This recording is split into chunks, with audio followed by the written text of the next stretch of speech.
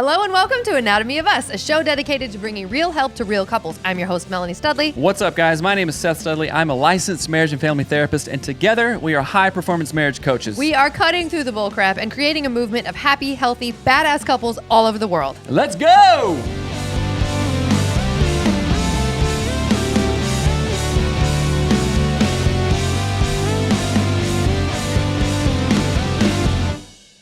Yo, what's up, guys? My name is Seth. I'm a licensed marriage and family therapist, along with my wife, who is a high-performance marriage coach and general BA of a lady.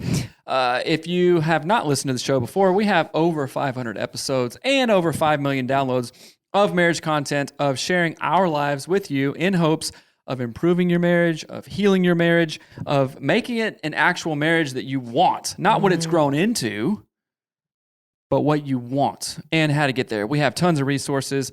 One of the greatest and latest resources is the Power Couple Planner that Melanie created just for you. It'll help you get on track. It'll help you be intentional and measure the stuff and create the marriage that you actually want. So, welcome to the show. Thank you so much. I had some show notes here, and we were going to talk about marriage and how it changes you and how you grow and who you would be without your spouse. But Melanie said, you know what? Don't want to do that one. I want to do something else because it has been on her heart.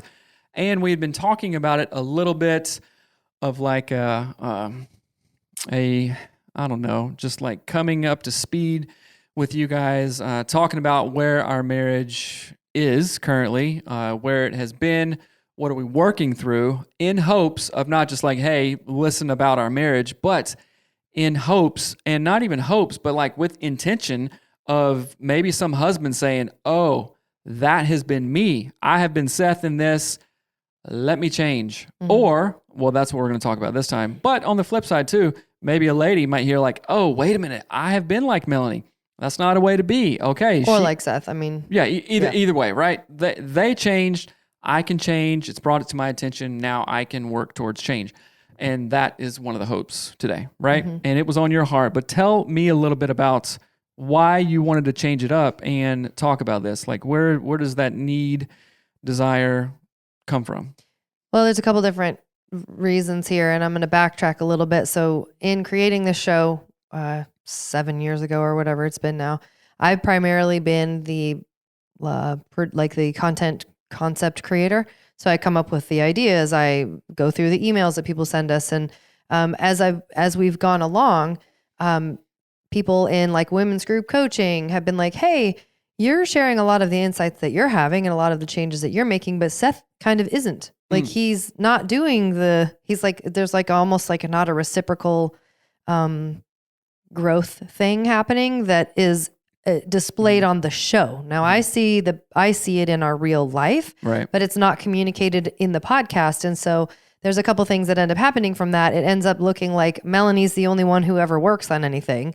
Seth is just always like doing the right thing or whatever. Cause it's almost like you're just not bringing your real dirty laundry sometimes, if that makes sense. Interesting. And it's not that we're hiding anything. It's just, I was saying a minute ago, like without you communicating, like, here's how I did it wrong. Here's the wrong thoughts I had. Here's the wrong feelings I had. Here's the wrong behaviors that I had. And then here's how I corrected them. Other men aren't going to see how they're doing it wrong, because if you're not saying how you're doing it wrong, they're not seeing it, right? Same reason I talk about the ways that I mess up things. The same reason that I talk about like, oh, I believed that, or my nervous system felt like this, or my family of origin was this. Like, I feel like I'm constantly like, here's the dirty laundry. Here's how I'm working on it. Here's how I'm cleaning it. But that's not sort of a reciprocated thing. Mm-hmm. And so I wanted to have a conversation about it to see if we could have a conversation to help kind of demystify or highlight the things that you are working on and how you've treated me or how you've thought about me that have been unhelpful, and then like how you've been repairing that through therapy and all of those different things. Mm-hmm. I don't know if that's clear enough, but yeah, that is clear. I will say that I probably will need your help in kind of running the conversation, because when you first brought it up, I'm like, okay, I'm not exactly sure what you mean here. But then when you put it in the context of other husbands, other men need to hear your perspective and what you have not been sharing. And again, this isn't intentional. because like we said, It's not like withholding. Right. Sharing. It's not withholding. It's like Right. in another episode. And I'm going to go back to the Enneagram 4. Okay. If you're listening, you'll be like, yep, that's true. The Enneagram 4, in fact, it says in the description, a 4 is nothing if not like subtle and expressive and has to be like real, authentic, because then I just feel like, what am I even doing if I can't even share my faults and Right. stuff like that? Also wins and stuff like that too. So that is not my perspective. You just like are highlighting it. Like, hey, share more. You can maybe help some more dudes here, right? And so I think, and it's like this. I might get weird and off tangent and very introspective, like psychologically or therapeutically wise. So just bring me back if not, right? So as a guy, as a grown ass man who thinks deeply on things, who is very introspective, oftentimes analyzes to paralyze. And my dad told me that, of all people, a long time ago. He's like, dude, you're analyzing to paralyzing. You're overthinking of all this stuff. I have had a hard time just like, knowing if my words matter, know if I'm doing right, but also knowing to do right. I'm very stuck in my head, right? Very oftentimes stuck in my head. And I apologize for that, as it has come off of like, oh, you're saying all this stuff that you're doing and everything. And sometimes I sound like the bad guy. So I'm sorry for that. That's not my intention. I'm mostly in my head over here thinking, oh, should I say this? Or what about that? Or this is connected to that. And this and this and this. And 75 hard, kick ass is my go-to kind of thing, right? So the realization of, hey, let's get deeper. And I'm not a person who is afraid to go super deep and go, I want to know the thing infinite below the thing to the core of what the thing is until there's nothing there, right? And it's probably not good that I do that because it keeps me from sharing stuff, right? And you said something that was really interesting, and I'm not bashing anyone here, especially because one of the people that I'm going to talk about died and is dead, right? And you had mentioned Dave and Rachel Hollis, right? And they had a marriage platform. I don't believe that either one of them were therapists or anything like that. I know a little more probably about Rachel than I do Dave, but they were the marriage people, and they got a divorce. And there were a lot of people, a lot of fans, a lot of people who listened to them. I really didn't listen to them ever, who were like, what? I remember Paul, our friend Paul, well, he was so pissed at them. He was like, what is this, man? This is so stupid. Right. And it's kind of like feeling how I felt towards our pastor at Mars Hill when the whole thing imploded. I was like, what was that all for? He's just an idiot, and I hate him, and I have a lot of resentment towards him. So, and then Dave Hollis like passed away, which is crazy because we're similar age, and that got me to thinking like, oh my gosh, that's bonkers, right? So I never want to come off of that. I am a person who does not even claim to have it all together. I like doing cool things that like makes me test myself and does hard stuff. So yeah, that's fine, but that does not mean that our marriage is perfect in any way. And Melanie is not the bad guy. I've written to Melanie more recently in these last couple of weeks is like, Melanie has heart, just like our middle kid has heart. Like, it takes a lot to get you down. It takes a lot for you to kind of give up and not see the good in people. And that is one of the absolute saving graces in our marriage. And if anything, you are determined, it's like a puzzle. You will figure out this puzzle and provide resources for people to do the puzzle, to give insight into the puzzle, to help you understand why you don't even like puzzles, to help you understand the angle or the steps. You are that person. Like, and I can say this, even if I weren't married to you, but knew you as good as I do know you, you want Melanie in your corner. As a friend, as a coach, you okay? You do. I mean, listeners do. They want you in their corner. And maybe this is the first time I've ever said this. I've said it subtly, I guess, but in you creating all these resources and having the wisdom and the heart and the the vivaciousness of all that stuff. Melanie is a person that you want in your corner as a daughter, as a daughter-in-law, as a mom, as a wife, especially. I can only have that. You guys can't have that.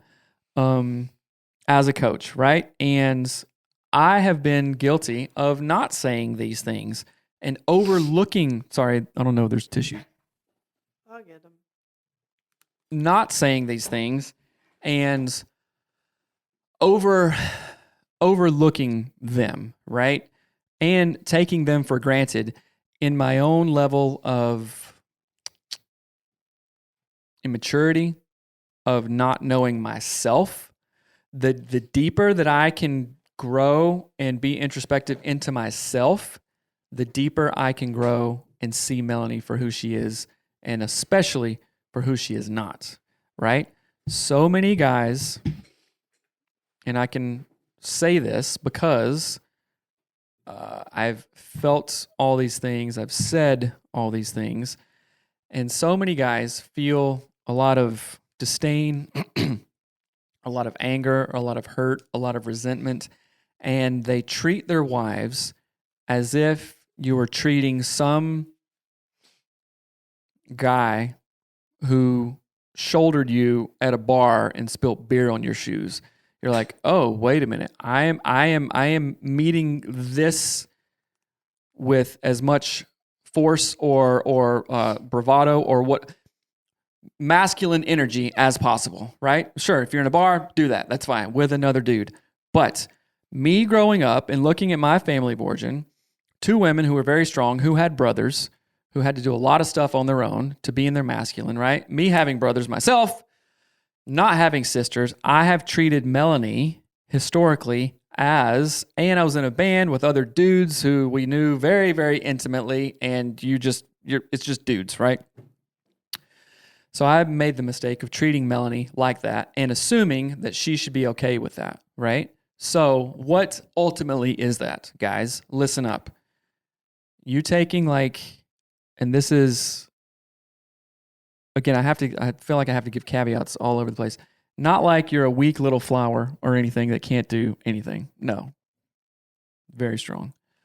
But taking something like a flower and just going, oh, it should be fine living in these harsh conditions. What's wrong with you? I live in these harsh conditions. So can you. That's not what you were meant for. It's maybe what I was meant for, right? But if I put my own self in those positions, I can do it. I can handle it. I know what to expect. Understand what I'm saying? But a lot of husbands and wives too, and I'm speaking specifically to the husbands, do that to their wives and expect that to be okay. And then we get pissed, weird, resentful when they're not fulfilling our needs, whatever it is, emotionally, physically, sexually, mentally, whatever. And we're like, hey, what's the deal? And I have been guilty of that for a long time. Now, again, in the spirit of transparency and in the ultimate goal of helping you realize some stuff that I've gone through, I'm just maybe a step or two ahead, so I can tell you what's over this hill, what's on this plateau, what's around this corner. I have gone in waves of insights, realizations of, oh my goodness, and then change. And then we get comfortable and then kind of go back to what I was doing. And it's not like I'm cussing Melanie out every day, like chasing women or anything like that, right? It appears to be much more subtle than that, right? And in my opinion, that is out of the divine order of love, like you've been talking about for so long. Mm-hmm. It's just like you can't sow these things and expect to reap certain things and then get mad at the vegetable that you planted in crappy soil and you didn't tend to it and go, hey, broccoli, why you're all wilty? You know, why do you have no vitamins like this other broccoli or whatever? It's like, you're the farmer, dude. You created this whole scenario, right? And again, that doesn't get the ladies, off scot-free. We all have stuff. So you gotta till your own garden and do healing and stuff like that. But in this journey, of the show that we've had forever. Melanie has done so much work in that, not only individually, but marriage-wise. She taught herself how to do everything, basically, that you have seen or read or listened to. She taught herself that. Audio engineering, video editing, all this stuff, right? So she has done so much work in that, and I have either just kind of expected it, or this is a question, taking it for granted. And like we were talking about the Matthew Frey book, the author that we interviewed a couple months ago, he wrote a book called This Is How Your Marriage Ends. And he tells people, yeah, we got divorced because I left, my water glass on the sink too many times. And at face value, it's like, well, that's ridiculous. Your wife must have been crazy. You're getting divorced over a cup on the thing. No, it wasn't that at all. It was not even that. It was him overlooking who she was as a person, taking for granted, dismissing her feelings. And if any of you guys have ever been taken for granted, if you have ever had your feelings dismissed, if you have ever been overlooked, you know that feels terrible. And after a while, you'll go, thanks, but no thanks. I'm out of here, right? And we're not saying that Melanie has said that or we're even close to any of that, but I have said and done a lot of things that have treated her that way. And guys, if you're doing that, email me at seth@anatomyofus.com and we'll talk about it. I'll talk you through. I'll share more if you have questions. But the goal is for you not to do that anymore, guys. And it's actually admonishing you and calling you out and calling you up to something that I have realized, very hard lessons to learn. Melanie's patience, endurance, devotion, and attitude during the whole thing has helped me in that immensely. I hope you can find a wife like Melanie because it's a game changer, right? I want you to listen to it and go, I want you to do a couple things. Either say, okay, have I done this? Chances are, if you have to ask yourself if you've done it, you absolutely have. It's like Andy Frisella says, if you have to ask if something is like off limits or whatnot, then stop right there. It's off limits kind of thing. Does that make sense? Mm. It's like, you know the answer. I'm not going to endorse or condone anything to help you reach a goal that is less than the goal that I've set, right? So since you have done this, let's talk about it. Let's shed light on it. I want to call you out. First, call you out of it, right? And then up. First you have to identify where you are, and then you identify how to get out and where you want to go. So, anything so far on any of that? Well, I want to talk about, first, I think that I appreciate you sharing and being open and even willing to do this episode, because I know it was sort of not what you were anticipating. But I want to talk about, like in the last, I don't know how many months, would you say 8? Yeah. That I think it's just really been a struggle for you. I think there was literally spiritual stuff happening. And I want you to like walk people through when you were in that space of being, I don't know what you would even call it. I don't know how to identify it or label it, but like we would go to counseling and you were just mad at me like every time we went. And I was like, what is going on? Like, what is this? How is it that I'm working so hard and we're trying so hard for these things, and like I'm doing, personal work and business growth and all of this stuff, and it's like you just detest me. And so I want to figure out what that was, like even just retrospectively, because it's not necessarily happening now, but there was. So there's this quote by C.S. Lewis. I've seen it twice in the last 2 days. I've seen it a long time ago. And this is not verbatim, but it talks about, I sat with my anger long enough to discover that the anger's name was actually hurt. Isn't it sadness? Or is it hurt? Yeah, sorry. I don't know. I mean, you could put, I sat with my anger long enough. I sat with my resentment long enough. I sat with my bitterness long enough, and then found out that its real name was sadness, hurt, misunderstanding, or whatnot, right? What does it say? I sat with my anger long enough until she told me her real name was grief. Or grief, right? I don't know why C.S. Lewis is saying that his anger's A female. grief is a female, but I don't know. It's probably been like rewritten for 2023. But that is where I want to tie back in. I'm glad that you said that, because I want to tie that idea back into what you were saying earlier of, hold on, I just lost my,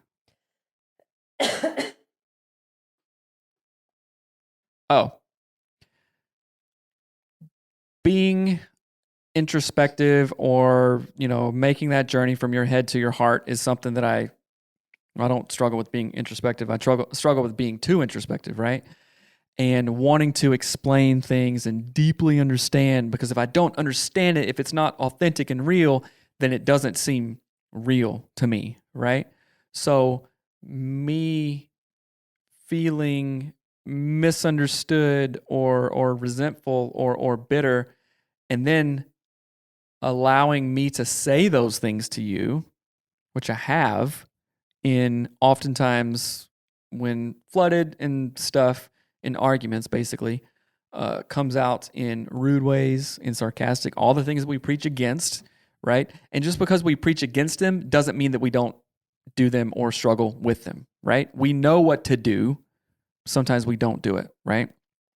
And then really thinking about that and being in my head too much and being really frustrated over that. And then frustration breeds into resentment. And for me, breeds into like despair and no hope, right? Like, man, this is a struggle. Will I ever feel like completely understood or seen, heard, and loved, right?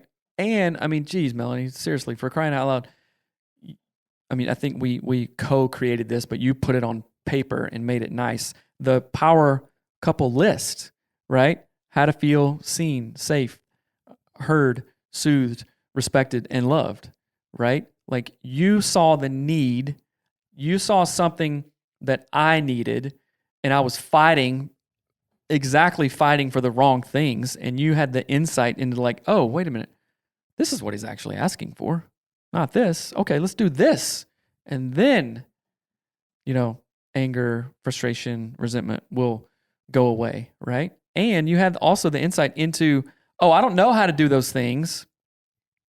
And that's not because you're deficit or anything. You just don't know. You don't know what you don't know, right? If I don't have, a degree in physics, I don't know physics. So I got to go learn them, right? So that tool is one thing to help you learn about your spouse and then ultimately get what you want, right? Because let's be real. If we don't get what we want and need in relationships, eventually that relationship, I'm not saying it'll go away, but it won't be to the degree of what it could be. Mm-hmm. You know what I'm saying? So why not, let's be real and authentic about that stuff and say, I need this from you. Can you? Yes or no? Yes, I'd be happy to. Okay. And then of course that then that's a marriage muscle that you begin to grow and cultivate and build, just like running. I ran this morning. If I hadn't run in 10 years and said I want to do a 5K, it would be extremely difficult, right? But because I've been doing it for a long minute, it's pretty easy, right? Even if I hadn't run for like 2 weeks, it's pretty easy to get back on that train, right? We can cultivate those marriage muscles. So where was I going for that? Again, sorry, I gave the caveat. I was probably get weird into psychological land here and whatnot. But, okay, help me out here. Well, the thing that I want to really communicate in this is like an insight into ways that you were treating me, what your thinking was behind that, and how people, like how other husbands and some wives, because there are some wives that are more like you than I am, or than they are like me. Mm-hmm. Okay. Sorry to cut you off, but if I don't say this, I may forget. So what you're saying is, and what I'm saying to the husbands, because this is a realization that I've had, thank you, Melanie, for bringing it up even, is it is really, really hard to give something, do something, be consistent with something if you don't have it in the first place. You understand what I'm saying?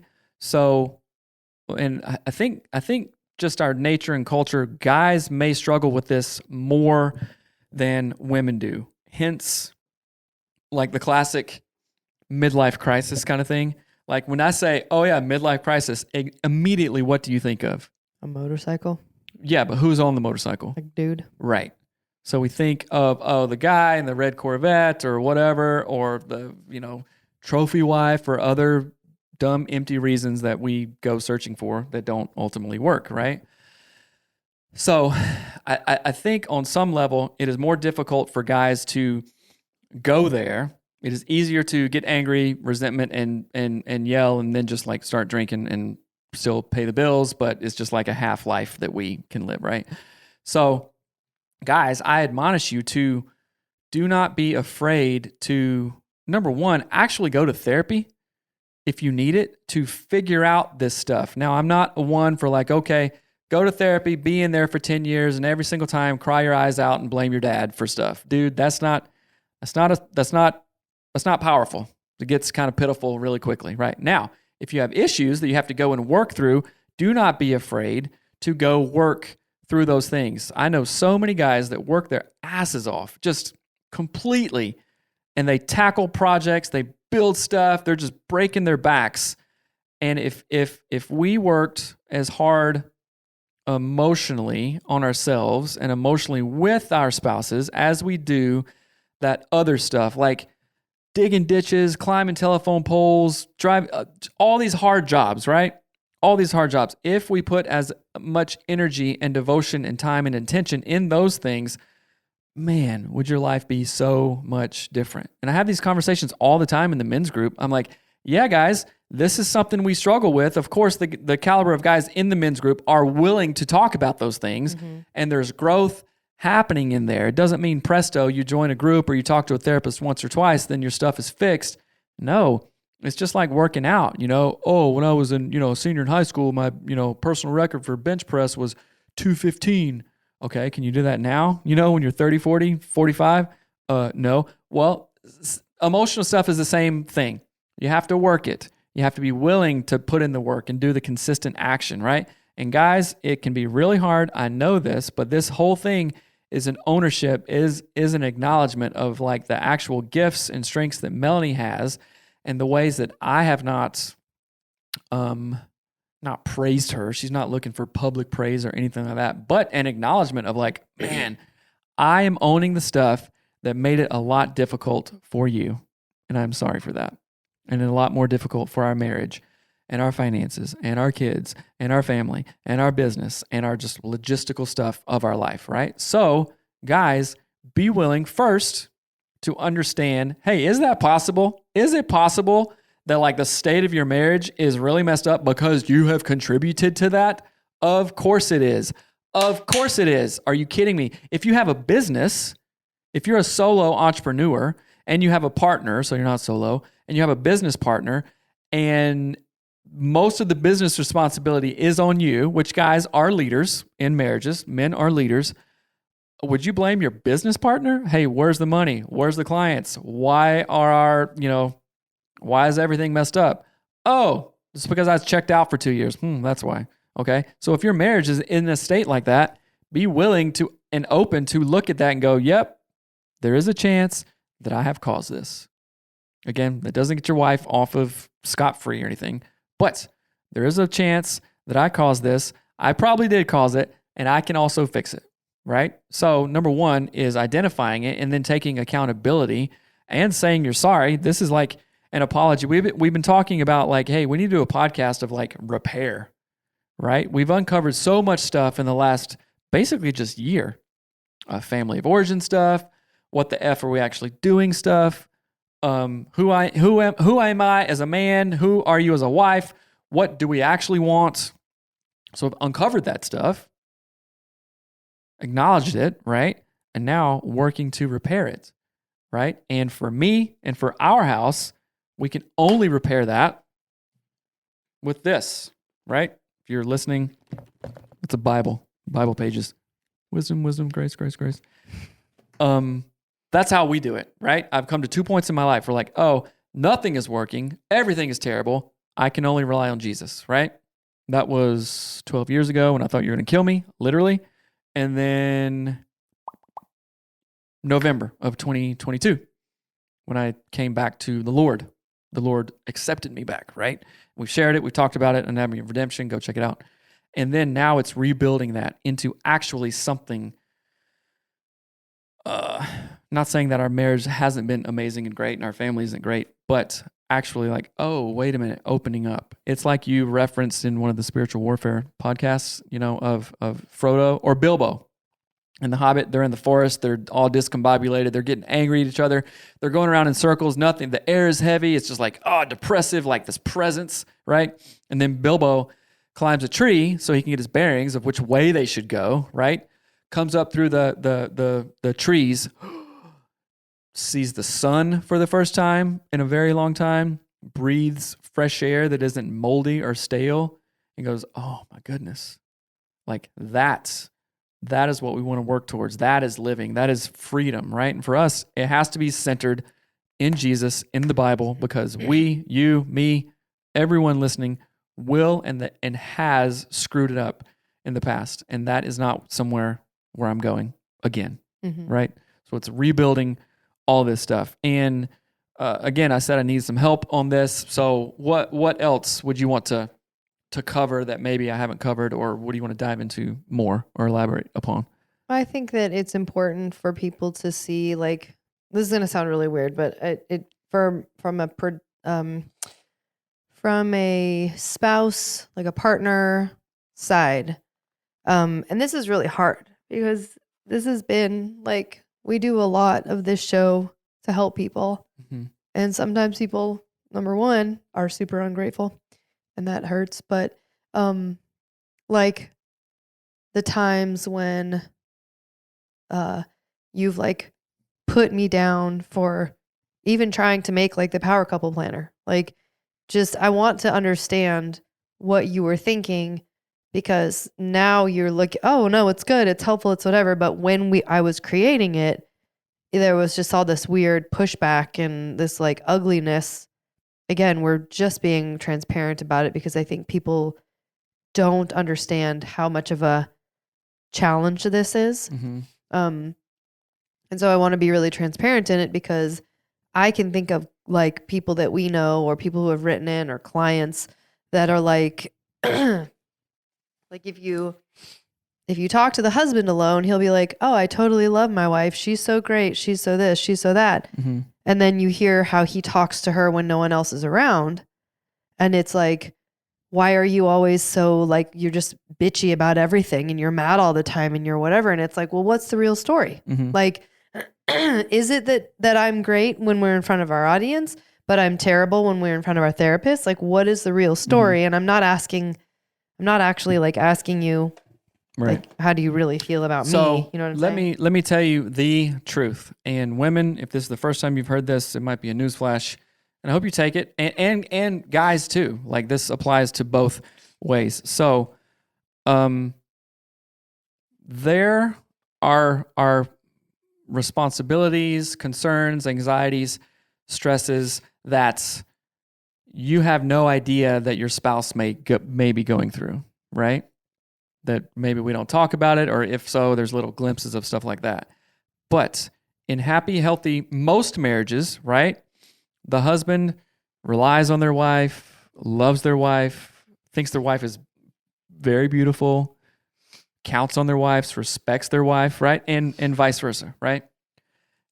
When it's so I can say all those things, and this doesn't mean it's right or wrong, right? But when I'm talking to my dudes in groups or other ladies or anything like that, when I'm not thinking, how about this? Oh, this is good, guys. Actually, when I can be fully present, not thinking about the past, not thinking about the future, but being fully present in the moment, that I can go, oh, I see Melanie very clearly. I'm not mad. I'm not anxious. I'm not depressed. I'm not resentful. I'm not scared about bills or what the kids are doing or the safety of the kids or our travel plans or family of origin or the business or 401ks or like the whole litany of things that men have in their minds that their wives don't know anything about. I know women do too, so it's not just a guy thing. When I am fully present in the moments of that, then I can actually share the beautiful things, share the great and awesome graces, share like how I actually see you, right?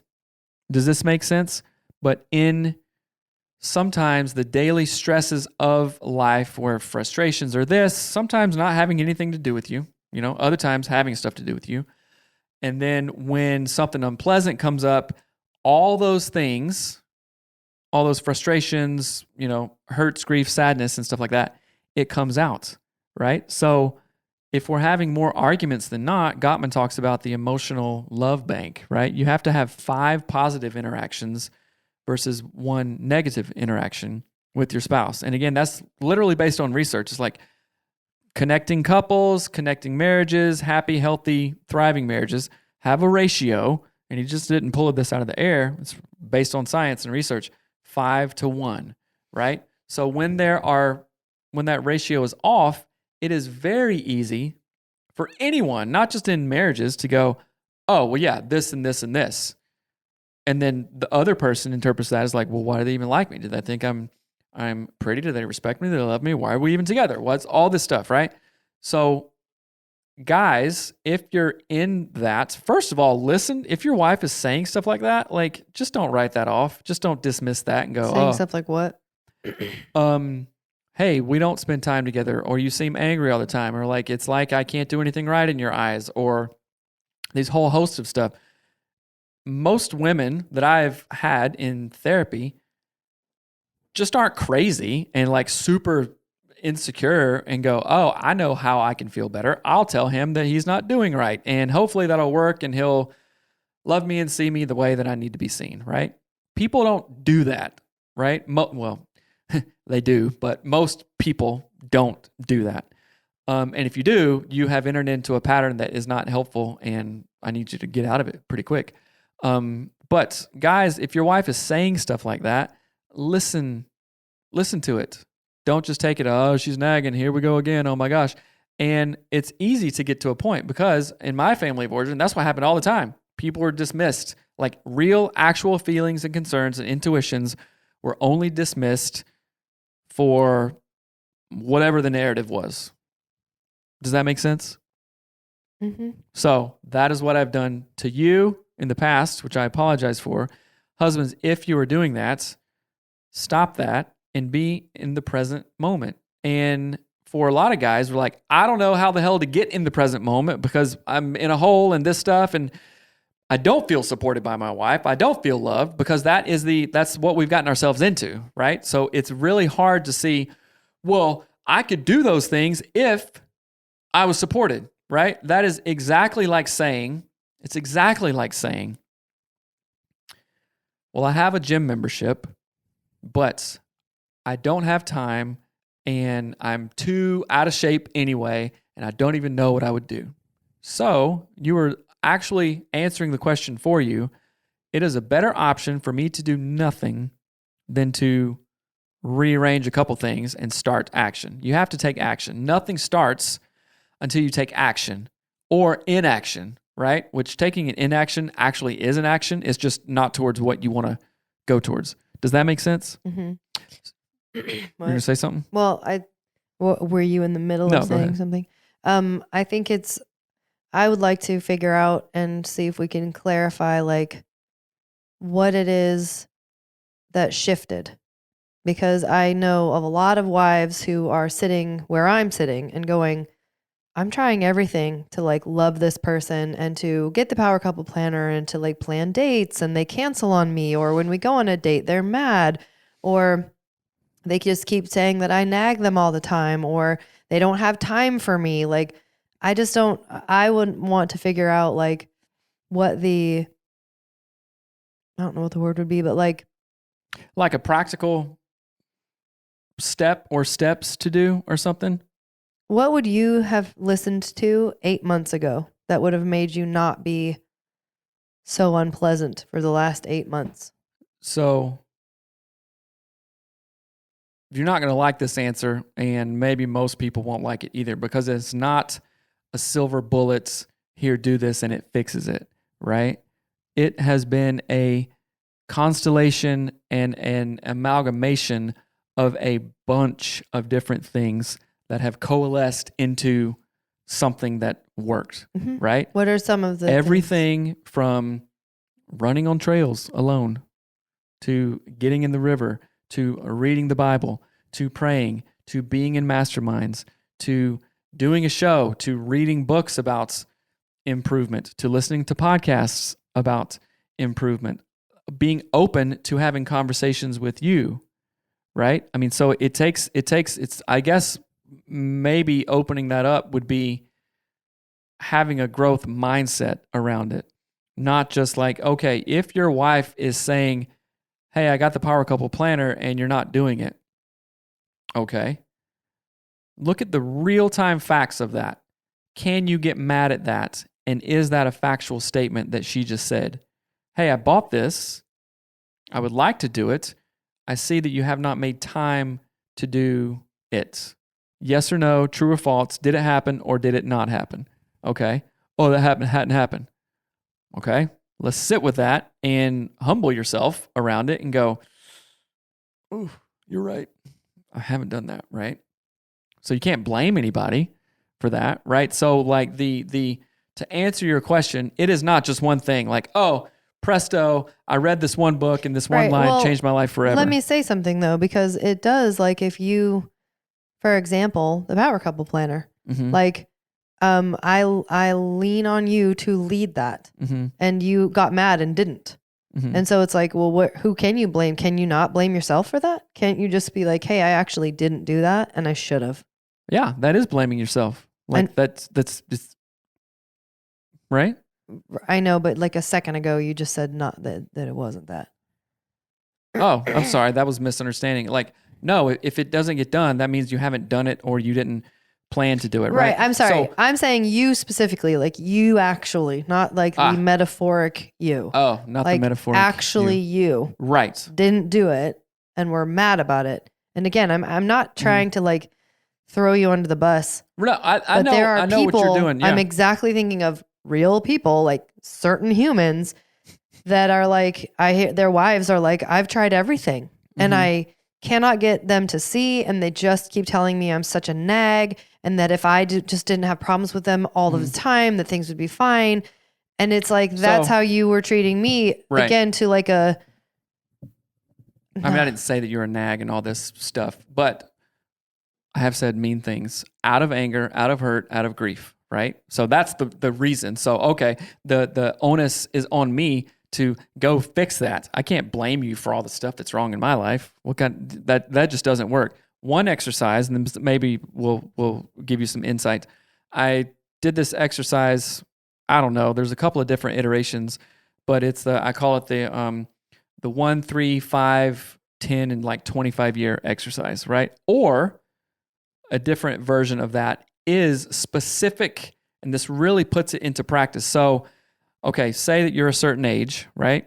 Say, I am 40 years old. My kids are 6, 10, and 12, right? Okay, in 3 years, I will be 43. My kids will be 9, 13, and 15. And the year is 2026, right? I actually have done this, right? And I listed all the people in my life. Oh, my grandma will probably have passed away 10 years from now. My dad will be X amount. You will be X amount. My mom, the kids, I will be this age, right? Barring all unforeseen circumstances, this is coming, right? Time doesn't stop. If I continue to do what I'm doing, will I get the same outcomes 1 year from now, 3 years from now, when Mariner is 20? That's made up numbers. The expectation, the kids will be out of the house. If I'm still getting angry and resentful and bitter when the kids are out of the house and you and I have less to talk about, what will be the state of our marriage? You know, if I stay at this job for 6 more months, what would be the state of things? If I go to this job, what would be the state of things? You see what I'm saying? So it puts it into stark contrast. Of course, the Holy Spirit really worked on me and like opened my eyes to some stuff of like, no, Seth, you can't do this without me, right? And God didn't say that. It was just a heart realization of knowing of like, what am I doing? I'm trying to like fight good and evil alone or do this battle alone. I can't win that. It's like taking a knife to an atomic bomb fight. You're crazy if you think you can win that, right? So that was part of the realizations. But again, it was a culmination of all these other things because I'm quite introspective and I want to do the best I can with what I have. And like future tripping, in 6 months I will be this weight or body fat percentage. If I keep on drinking, a 6-pack on the weekend and eating Bakery Nouveau, 6 months from now, will my body fat percentage BMI, will it increase or decrease? Which one would I prefer? Okay, I got to cut some stuff out, right? If I don't do things like the Power Couple Planner or make date nights or do these things, what kind of talks will you and I be having? Will you touch my arm more like I like? Will we have sex more? Will we pray together more? Will we look forward to family vacations more? Yes or no? Right? It's and so taking a bunch of these things. So for the clients that you're talking about, and if you're not clients of ours and you're listening, take an inventory of what are my habits now? What am I doing or not doing? And if I continue just like this, if nothing changes, will in 3 months, in 1 week from now, for crying out loud, will I want more of what I want more of? I mean, will I get more of what I want more of, or will I get less of what I don't want? What is it? Oh, guess what? It's up to you, right? So for guys listening, I was talking to, actually it's my mom, right? And we were talking about my grandma who is 98 and my 97.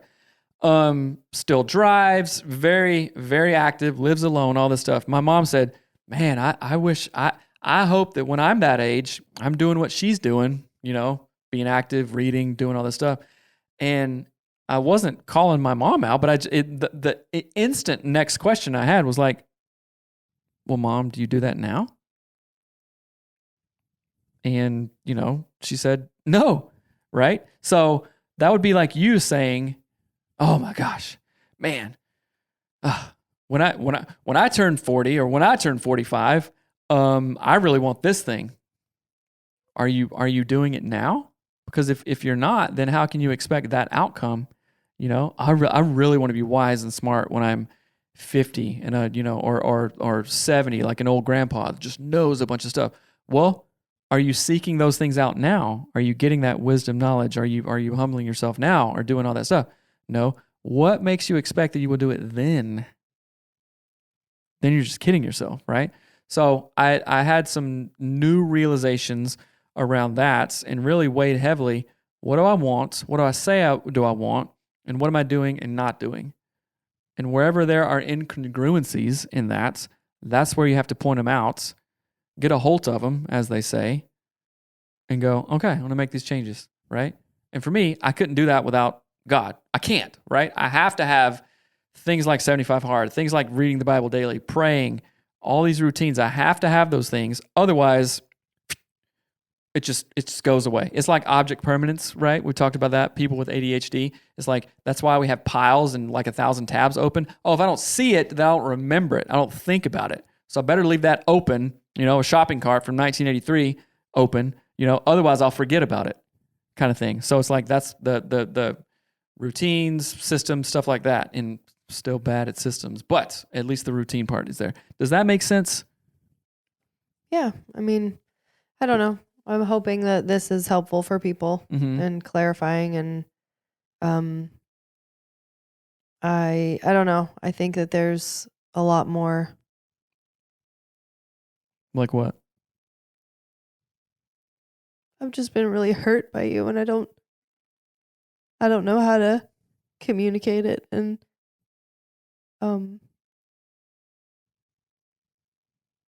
even in our attempts to have a stronger marriage and be better to one another, it's still like really, really, really challenging. And part of it is like, I want people to see all of that for the understanding that that's what it takes, but at the same time, I don't know, have real examples of like things that you believed about me that weren't true, and what did you say to yourself, and how, like all of that kind of thing. Mm-hmm. Well, we were talking about spiritual warfare earlier, and if the devil can get a spouse to think a certain way about their spouse, then he knows that nothing will come from that. Not connection, not like thriving or anything like that, right? And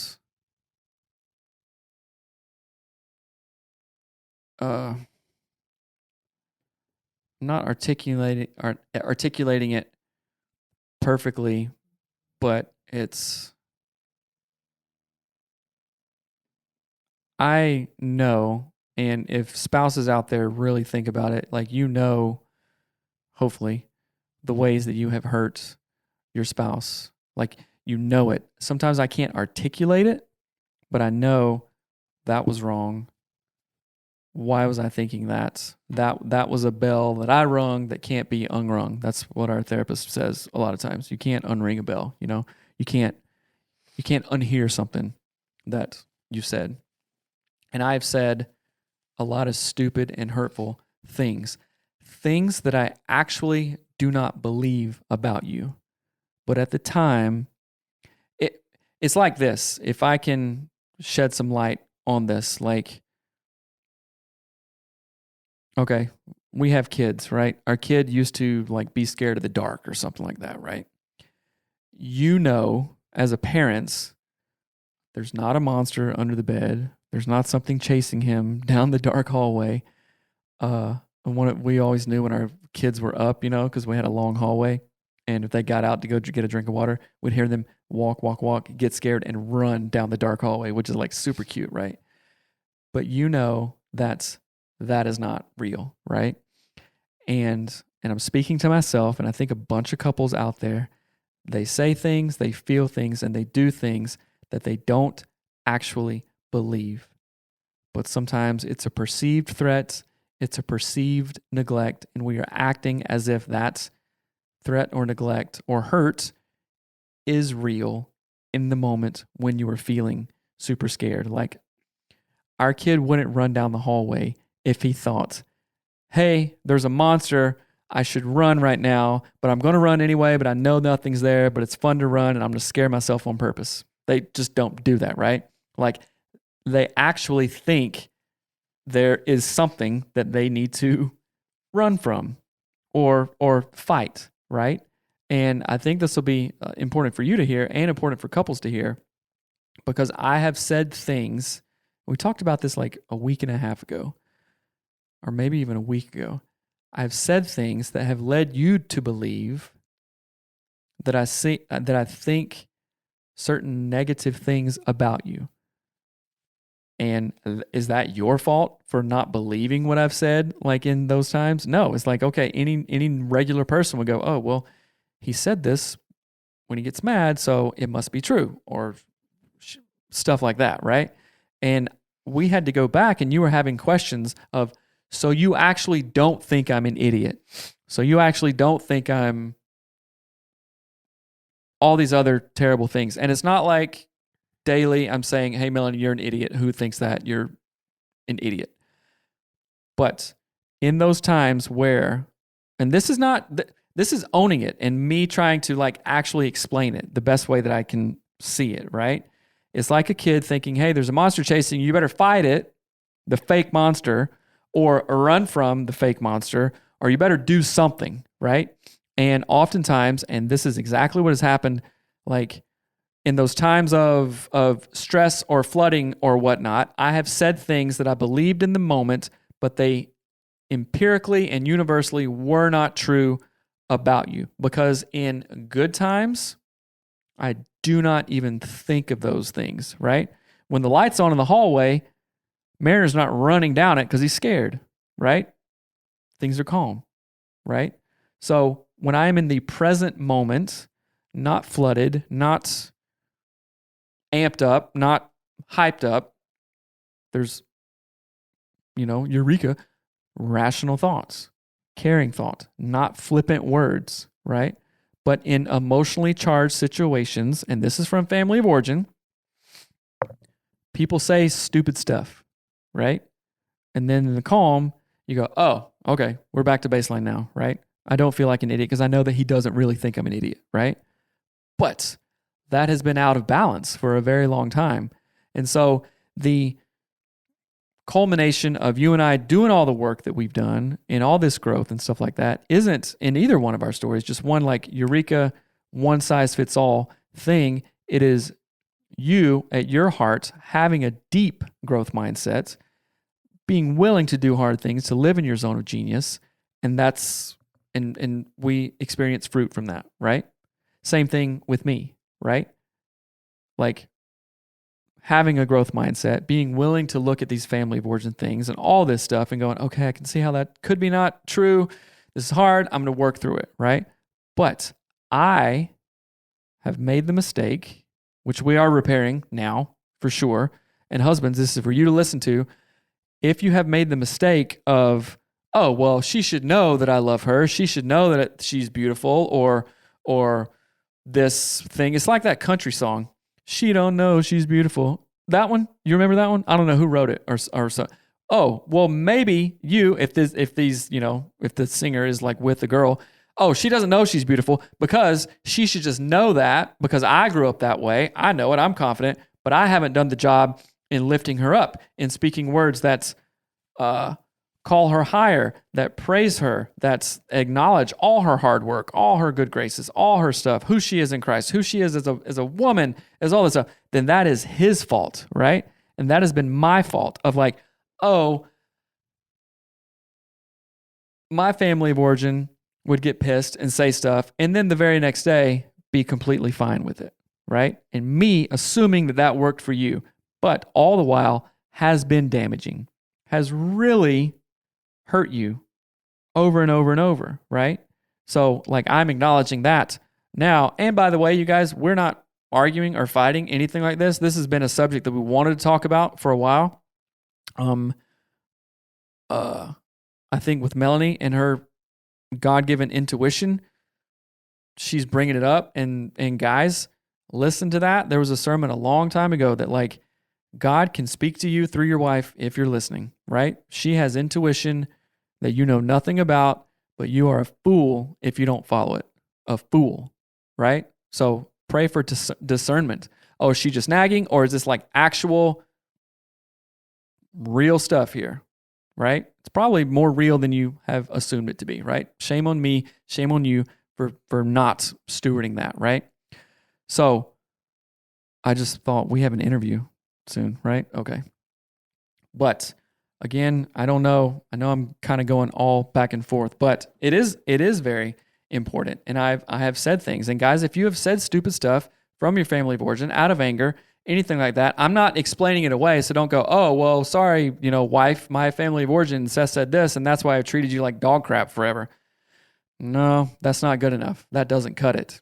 It may explain it, and you guys have to do the work to go in and go, oh, wait a minute. Yeah, that is it. And that's how my dad talked to me, or that's how my mom talked to me, right?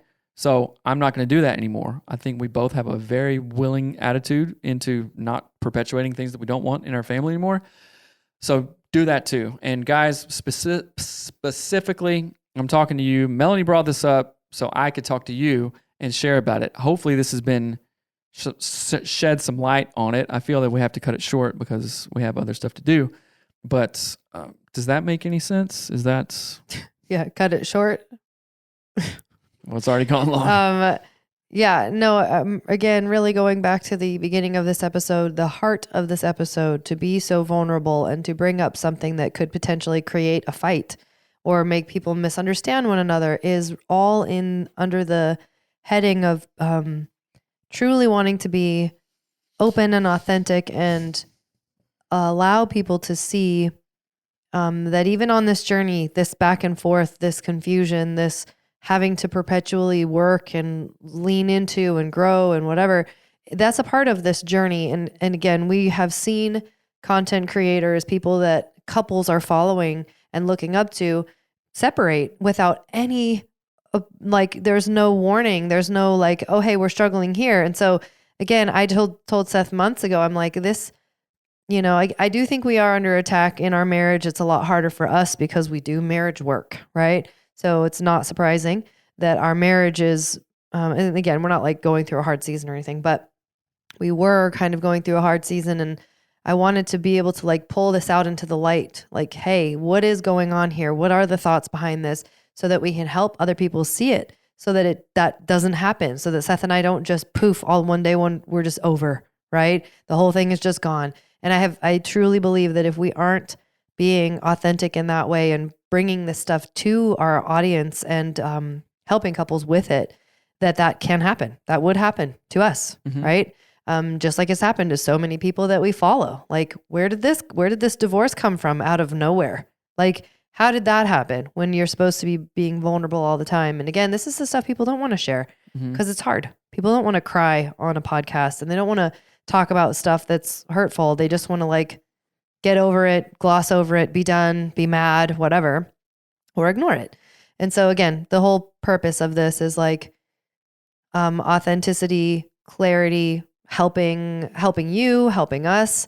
And I'm going to go back to plug like the Power Couple Planner and then the Power Couple list, because these are the tiny steps every single day that help you get back onto track, right? Back onto the track of what you wanted in your marriage, what you wanted in a relationship, how you wanted to grow as a couple, as parents, as friends, as whatever, is things like the Power Couple list and the Power Couple Planner. And you can get those at anatomyofus.com and you'll see them there. But anyway, just thank you for being vulnerable and answering the questions and sharing the helpful insights for both men and women. I think this is going to be a really important and impactful episode, and I appreciate it. So, well, thanks for bringing it up. And thank you for having a heart for our marriage and for people you don't even know marriages. Like, why do you even care about other marriages? I don't even know. But I do know. That made me sad. Why?